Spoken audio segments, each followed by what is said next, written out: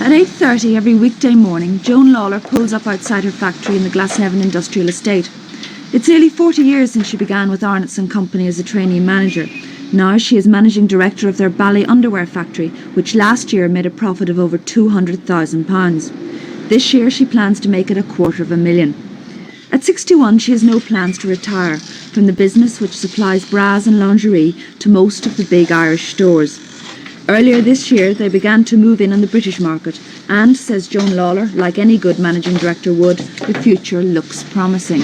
The first job is I walk around the factory and try to coordinate the activities of the factory, make sure that the material is available for cutting, make sure the cutting is available for the sewing room, make sure the necessary components are available for them as well, and that what they're actually manufacturing in the sewing room is what the customer wants. And then the rest of my day is probably taken up with queries, knocks at the door every 5 minutes, a query about this, a query about that. And we have a lot of meetings. We believe in team work in this place. She began working with Arnott's when she was 24. Joan Lawler believes that she would still have had the same success if she'd started her business career in the 80s rather than the 40s. But does she think she'd have changed anything in her life? Yes, I do. Actually, as far as myself is concerned, there's no way in 1984 I'd have gone into Arnott's. I would have become a teacher. Because there are grants now, you see. There weren't any grants when I was one of 7 children, and there was no way that my parents were prepared to give a university education to a girl when they had sons. So I couldn't have a university education, and there weren't any grants. But if it was 1984 and I was 18, I would be at university, and I would become a teacher. But if I did go into Arnott's, and if my career started in 1984, I would still make a success of it.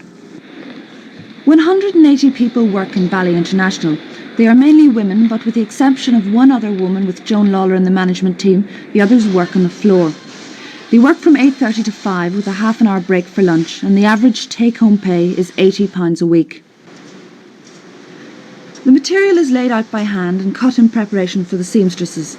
It has to be hand-done because of the variety of materials used. 35,000 garments are produced every week on this floor.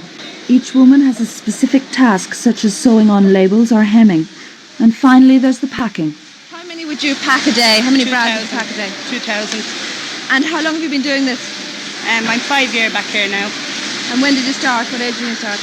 Well, I was 14 when I started, and I left to get married, and I came back down a while ago, 5 years ago. Joan Lawler has never had an industrial dispute in her factory, and business has continued to improve despite 1 or 2 cultural hiccups. What about the 60s? What about the great burning of the bra era? Did that affect Bally business? The 60s was a boom time. Why do you think that was? Do you think women didn't burn their bras, or it was just a popular myth at the time? Well, I think some of them did. I think some of the women's libbers did. But, they may have increased my sales by buying extra ones to burn. I don't know. But I still think that, my sales kept climbing. You have no children. Do you think your life would have been very different if you had had children? Would you have continued to work? No, I wouldn't have continued to work. My life would have been very different. You don't think it's possible to do 2 jobs? Not excellently. It's possible to do 2 jobs in a mediocre way. It's not possible to do 2 jobs excellently. And I think if you're married and have children, the priority is the children. I think, really and truly, despite all the women's lib and everything else, I think the average woman now wants to get married and have children. And I think she wants to get the best of both worlds. So she would never have a totally committed attitude towards being a managing director. But if she wants to enough, she will. How about 328?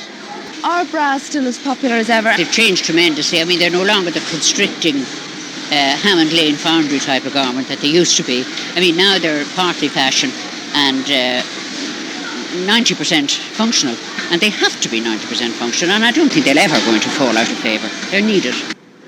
Why do you think that you have made it? You've been successful when so many companies are going to the wall around us. Well, I think for a start I was in the right place at the right time. I was just lucky. During the war I started, and with all the protection of tariffs and so on and so forth. Then I had Arnott's capital behind me. And I wanted to be successful. That's all. What tips would you give to any budding young managing director out there who wants to make it in business? Well, to be successful, whether she'd be a budding managing director or a budding anything, to be successful at whatever you do, you have to want to be. And it's an attitude of mind. That's my view. And I think anybody can do anything.